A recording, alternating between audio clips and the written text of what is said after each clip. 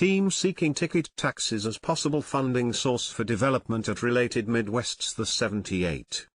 An Iraqi-British billionaire has stood behind the scenes of the Chicago White Sox's stadium plans anchoring related Midwest's South Loop mega-development, The 78.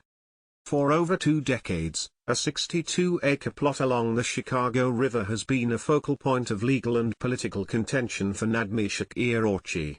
Orchi's attempts at development have been consistently thwarted, entangled in a web of partnerships and his own controversial past, which includes criminal convictions in France and Iraq, the Chicago Sun-Times reported. Situated south of Roosevelt Road and west of Clark Street, the prime real estate has seen proposed developments ranging from housing to a potential Amazon headquarters, all ultimately fizzling out. Now, White Sox owner Jerry Reinsdorf has set his sights on the land. While Reinsdorf's plans have garnered widespread attention, Orchi, 86, remains elusive on the matter.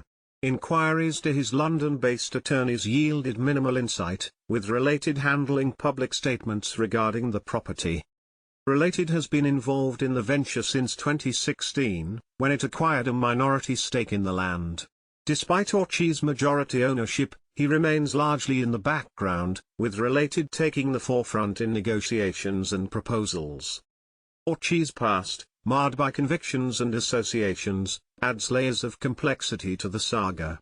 Denied entry to the United States twice due to unspecified crimes of moral turpitude, his history includes a conviction in a French oil scandal and imprisonment for an assassination attempt on Iraq's prime minister in 1959.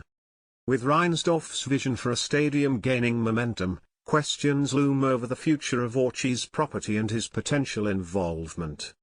Meanwhile, the White Sox are engaged in negotiations with city and state officials regarding public subsidies for the stadium.